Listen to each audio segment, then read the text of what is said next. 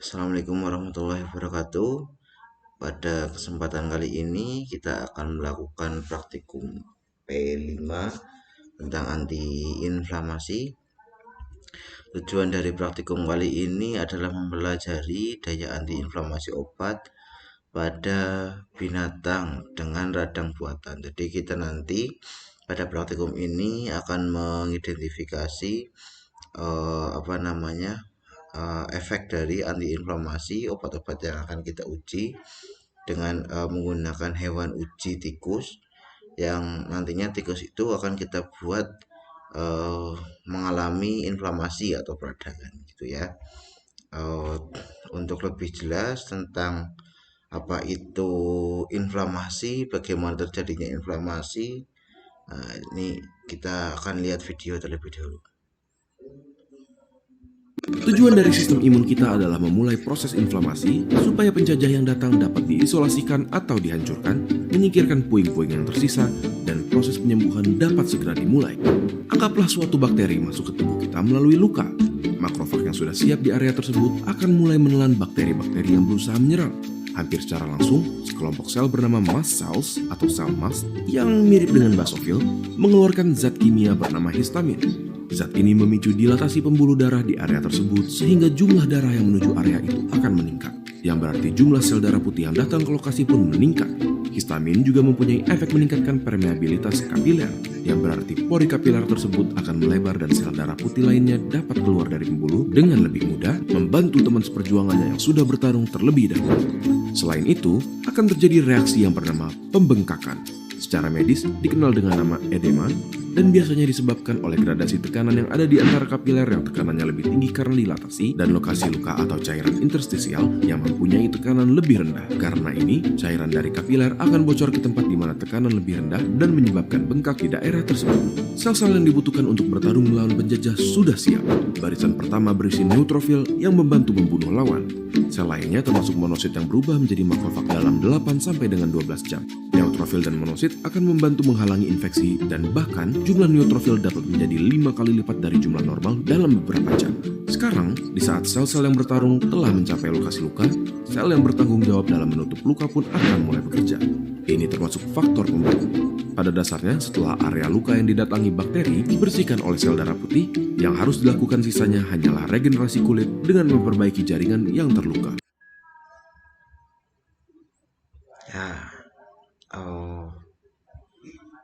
Ini tadi sudah kita lihat tentang bagaimana proses terjadinya inflamasi ya. Jadi ketika ada luka dari kulit gitu, nanti akan ada reaksi seperti itu dari tubuh gitu ya. Terus untuk lebih mendalam lagi, lebih jelas lagi tentang apa itu inflamasi, kita akan lihat video yang kedua. Ketemu lagi dengan saya, kita akan belajar mengenai proses terjadinya inflamasi. Di atas itu merupakan kulit yang terdiri dari 3 lapis, epidermis, dermis, dan subkutis, sedangkan di bawahnya, di daerah subkutis ada pembuluh darah kapiler yang terdiri dari 1 lapis endotel.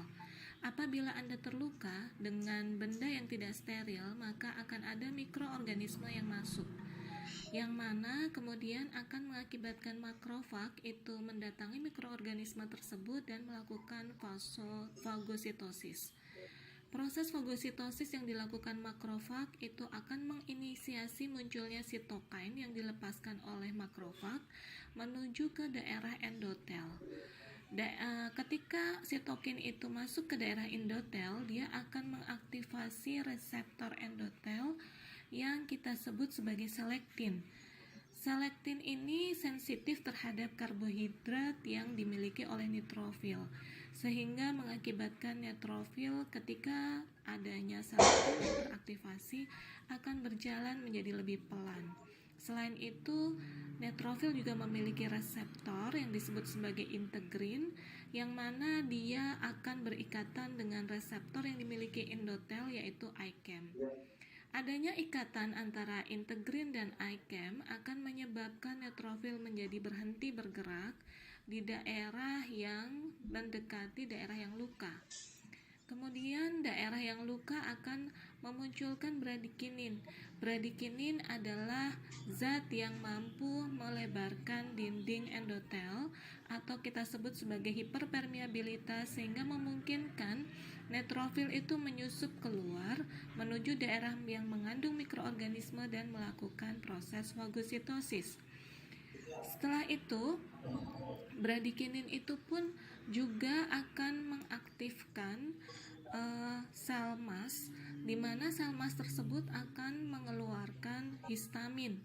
Histamin yang dikeluarkan itu mampu melebarkan dinding-dinding pembuluh darah pada endotel kapiler, sehingga mengakibatkan kebocoran plasma dan sel darah merah, yang mengakibatkan adanya pembengkakan dan warna kemerah-merahan. Bradikinin juga akan mengaktifkan prostaglandin pada sel endotel, sehingga prostaglandin akan merangsang sel saraf dan memunculkan rasa nyeri. Itulah mengapa inflamasi memiliki 4 tanda, yaitu kemerahan, hangat, nyeri, pembengkakan, dan penurunan fungsi pada daerah tersebut. Terima kasih. Ya, pada video ini sudah dijelaskan. Terus berikutnya, apa sih hubungan antara obat-obat antiinflamasi dan bagaimana sih mekanismenya gitu ya. Jadi kalau kita lihat dari alur terjadinya peradangan ya, itu ketika ada gangguan pada membran sel, apakah itu bentuknya kita terluka kulitnya, kena goresan atau bagaimana gitu ya, itu nanti ketika ada bakteri yang masuk ya, itu kan nanti akan muncul fosfolipid ya pada membran atau membran sel. Nah, fosfolipid ini akan dirubah oleh enzim fosfolipase, di mana fosfolipase ini akan merubah fosfolipid menjadi asam arachidonat gitu ya. Asam arachidonat ini nantinya akan dipengaruhi oleh 2 enzim lagi, yaitu enzim siklooksigenase ya, atau yang biasa dikenal dengan COX itu ya, dan yang satu lainnya lagi itu ada enzim lipooksigenase ya. Pada enzim siklooksigenase, asam arachidonat ini nantinya akan dirubah menjadi endoperoksid ya, sedangkan pada lipooksigenase ya, dia itu akan merubah asam arachidonat menjadi asam hidroperoksid ya. Untuk peradangan itu terjadi pada siklooksigenase yang kedua, karena ada 2 ini siklooksigenasenya, siklooksigenase 1, siklooksigenase 2 tuh. Nah, kalau yang satu itu merubah endoperoksid menjadi tromboxan dan prostasiklin. Nah, sedangkan yang membuat peradangan itu siklooksigenase yang kedua, dia merubah endoperoksid menjadi prostaglandin PGE2 ya. Ya, nantinya ini yang akan mengakibatkan terjadinya peradangan ya. Terus pada lipooksigenase ya, dia itu merubah asam arachidonat menjadi asam hidroperoksid ya. Nantinya ini ada leukotrin, LTBA itu hasilnya. Terus nanti juga akan terjadi peradangan juga karena pengaruh utamanya lipooksigenase dan yang tadi siklooksigenase. Lalu obatnya itu mekanismenya di mana aja gitu, targetnya. Nah, ini ada 3 macam. Yang satu golongan kortikosteroid, terus ini NSAID, dan yang ini yang selektif ya. Jadi kalau golongan kortikosteroid, dia itu menghambat enzim fosfolipase. Jadi fosfolipid ini ya sama obat-obat golongan kortikosteroid ini nanti akan dihambat ya, akan dihambat sehingga fosfolipid tidak terbentuk menjadi asam arachidonat ya. Kalau udah ini sudah ibaratnya dihambat ya, udah nggak ada ini asam arachidonat tidak terbentuk, otomatis peradangan baik itu oleh siklooksigenase atau lipooksigenase dia tidak terbentuk gitu ya. Jadi golongan-golongan kortikosteroid ini menghambat dari awal gitu. otomatis semuanya ini peradangannya akan terhenti gitu. Nah, untuk golongan-golongan NSAID atau obat serupa aspirin, nah itu dia menghambat enzim siklooksigenase ya, baik itu siklooksigenase 1 yang nantinya terjadi perubahan endoperoksid menjadi tromboksan dan prostasiklin itu juga ikut terhambat gitu ya. Nah, NSAID juga menghambat siklooksigenase 2. Jadi karena siklooksigenasenya ini dihambat, otomatis asam arachidonat itu tidak dapat dirubah menjadi endoperoksid ya, yang pastinya akhirnya tidak ada nih kerja enzim siklooksigenase 2 yang merubah menjadi prostaglandin sehingga terbentuk peradangan. Jadi ketika siklooksigenase ini terhambat, otomatis peradangan juga terhambat.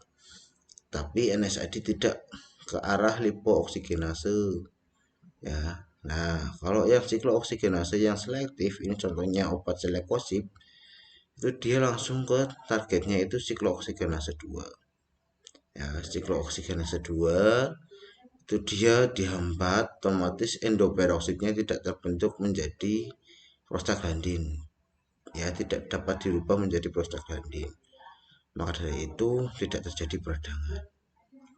Nah, dari ketiga ini efek antiinflamasi ya, yang memiliki efek antiinflamasi paling besar ya golongan kortikosteroid ya. Nah, berikutnya ini. Nah, tetapi ketika dia menghambat seluruhnya, akhirnya biasanya obat-obat ini juga harus diperhatikan efek sampingnya ketika diberikan ya, karena dia tidak selektif, dia itu ya sekali dia dihambat ya dihambat semuanya gitu ya. Nah, nanti ketika ini dikombinasikan dengan terapi obat yang lain, biasanya harus diperhatikan efeknya itu apa aja gitu. Nah, di sini kita akan menggunakan bahan-bahan. Yang pertama itu karagenan. Karagenan itu sebagai bahan yang untuk digunakan untuk menginduksi atau membuat sebuah inflamasi pada kaki tikus. Nah, ini pakainya kita karagenan 1%. Nah, terus untuk obatnya itu kita akan membandingkan nih antiinflamasi dari natrium diklofenak, prednison, dan asam mefenamid ya. Nanti setelah kita injeksi karagenan, setelah kita berikan obat terapinya, kita injeksi karagenan, kita cek apakah obat-obat ini memiliki daya inflamasi. Nah, mana obat dari ketiga ini yang memiliki daya antiinflamasi yang lebih kuat gitu. Itu tujuan praktikum kita tuh seperti itu ya. Kenapa kita menggunakan karagenin ya? Nih keuntungannya antara lain tidak meninggalkan bekas, jadi dia itu tidak meninggalkan bekas luka, tidak menimbulkan kerusakan jaringan, dan memberikan respon yang lebih peka terhadap obat antiinflamasi dibandingkan dengan senyawa iritan lainnya ya. Itu kenapa kok menggunakan karagenan sih, enggak yang lain aja gitu ya. Terus ini alasannya. Terus proses pembentukan edema atau pembengkakan, karagenan akan menginduksi cedera sel yang dilepaskannya mediator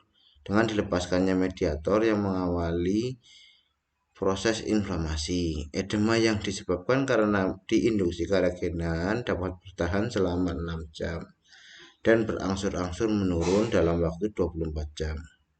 Ya, karagenan merupakan senyawa yang dapat menginduksi cedera sel dengan melepaskan mediator yang mengawali proses inflamasi. Edema terjadi akibat terlepasnya mediator dari proses inflamasi seperti histamin, serotonin, bradikinin, dan prostaglandin.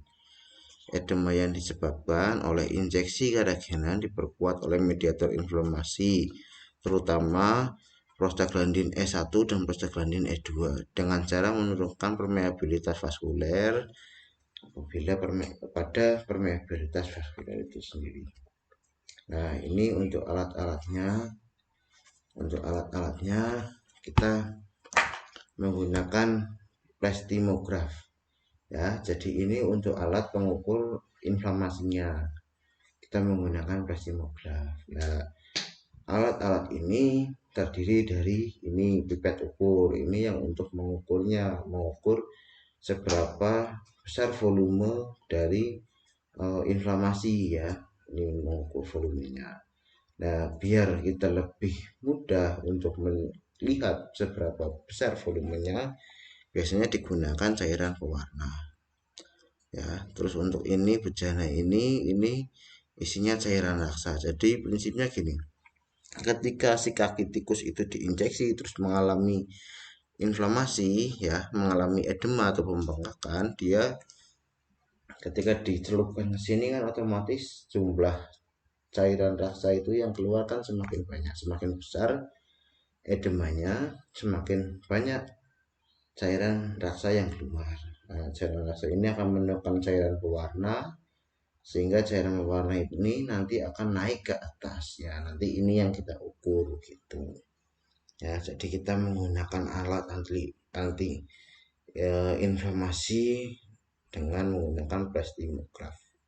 Ini cara kerja alatnya itu seperti itu tadi ya. Lalu yang pertama dilakukan adalah tikus ditimbang bobot badannya ya.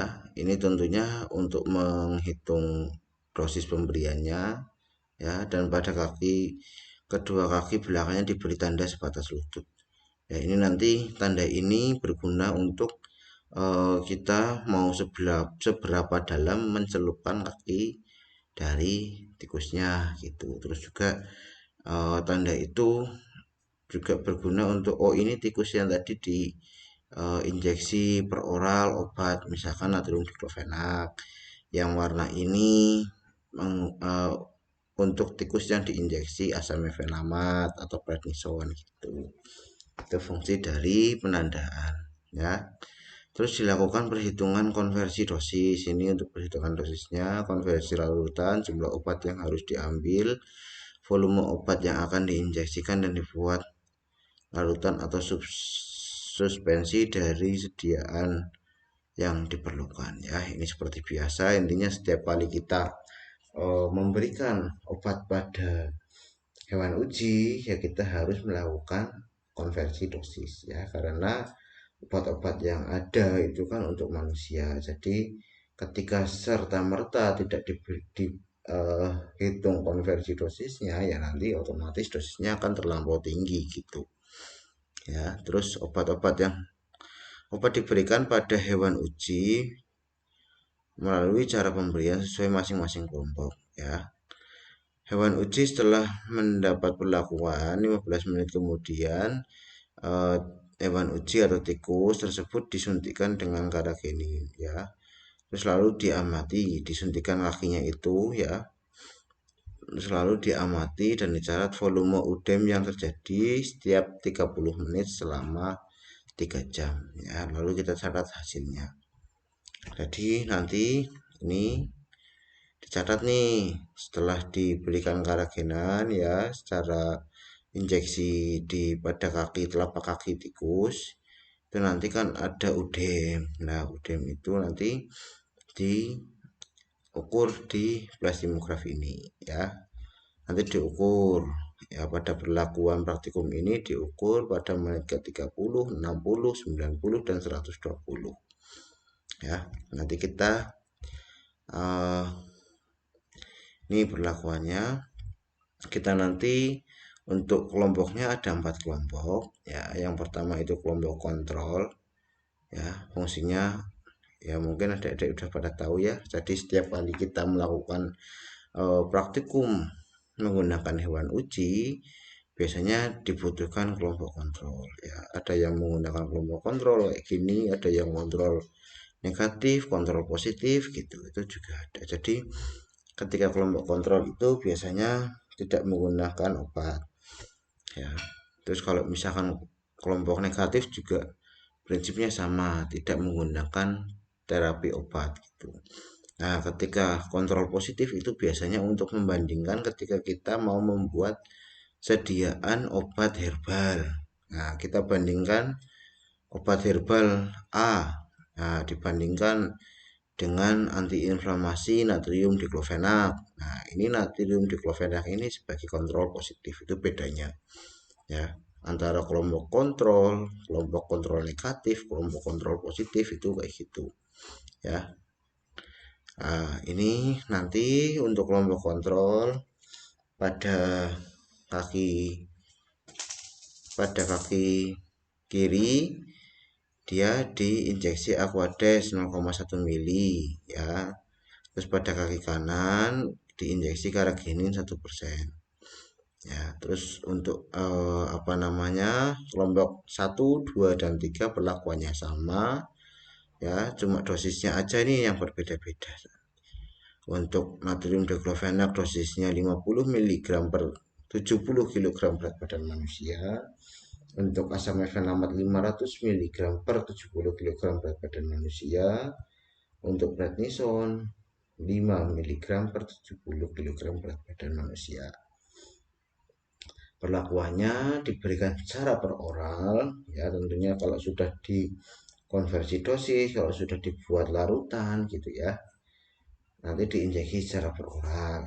Setelah itu pada kaki kanan ya, setelah 15 menit kemudian pada kaki kanan dari si tikus atau hewan uji diinjeksi ya dengan larutan Carrageenan 1%. Kita nanti ini kan dalam bentuk padat, nah nanti dibuat sebuah larutan ya, jadi bobot per volume ini 1% menggunakan Carrageenan 1%. Nah, perlakuannya seperti itu. Kalau sudah diinjeksi Carrageenan itu diukur waktunya setelah 30 menit, nanti dicatat, oh ternyata adanya pembengkakannya segini ya, nanti dicatat larutan-larutan lainnya tadi yang menggunakan plastimografnya itu berapa senti gitu ya, nanti dicatat seperti itu. Untuk praktikum ini alurnya seperti itu ya, karena kita tidak melakukan praktikum,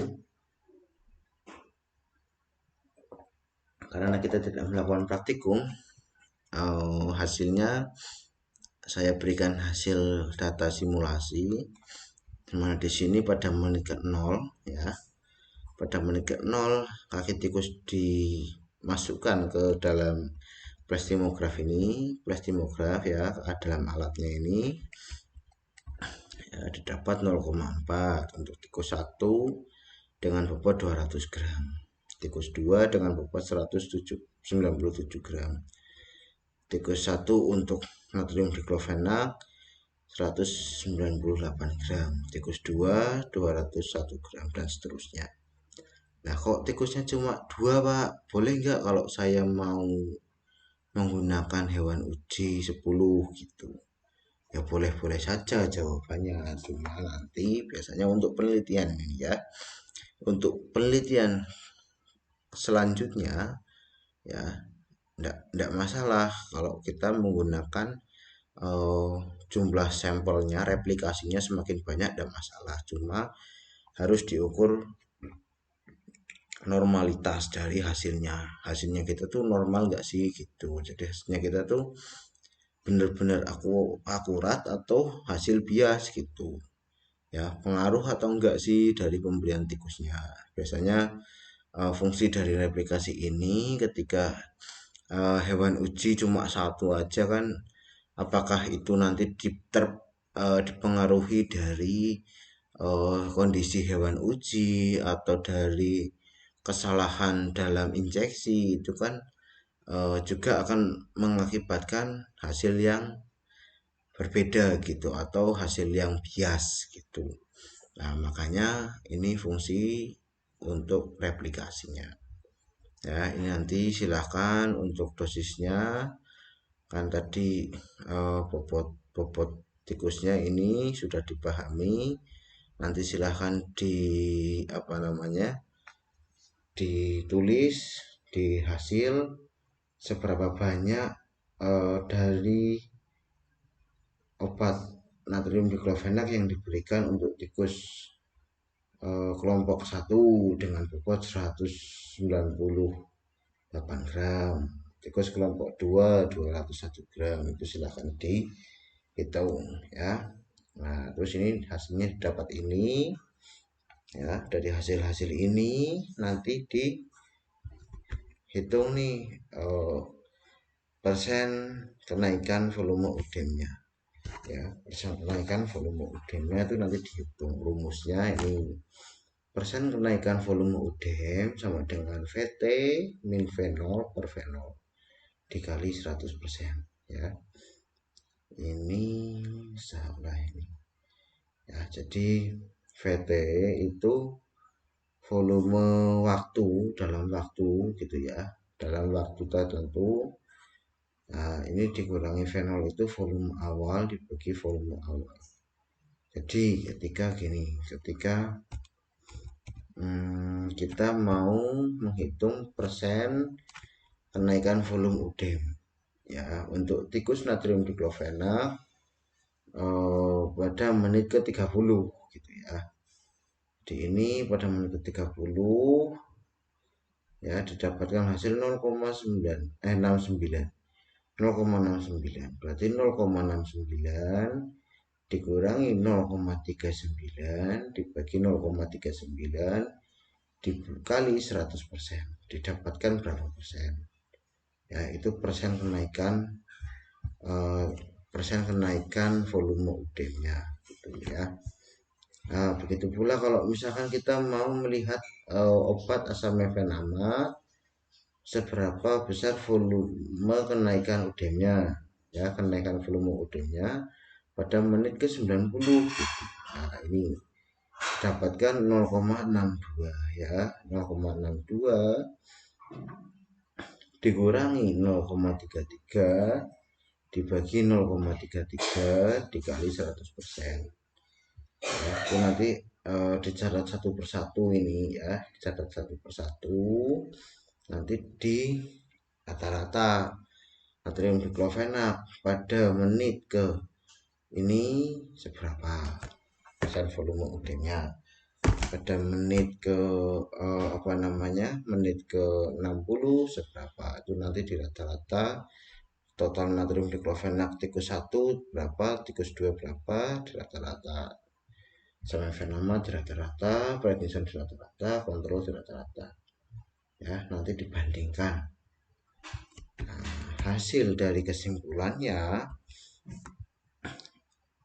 di antara ketiganya 4 dengan kontrol itu mana sih kelompok yang memberikan hasil antiinflamasi, efek antiinflamasi. Dari keempat ini mana yang paling kuat ya? Apakah natrium diklofenak paling kuat? Apakah prednison lebih kuat? Apakah asam mefenamat dia itu yang memiliki antiinflamasi yang paling tidak kuat, atau kontrol yang paling tidak kuat ya, atau sebaliknya? Nanti silahkan dihitung dari data ini ya. Nah, nanti data ini kan data praktikum ya, belum tentu data ini valid gitu. Nah, nanti dibandingin dengan dengan referensi ya. Jadi kalian cari referensi menurut penelitian siapa gitu ya.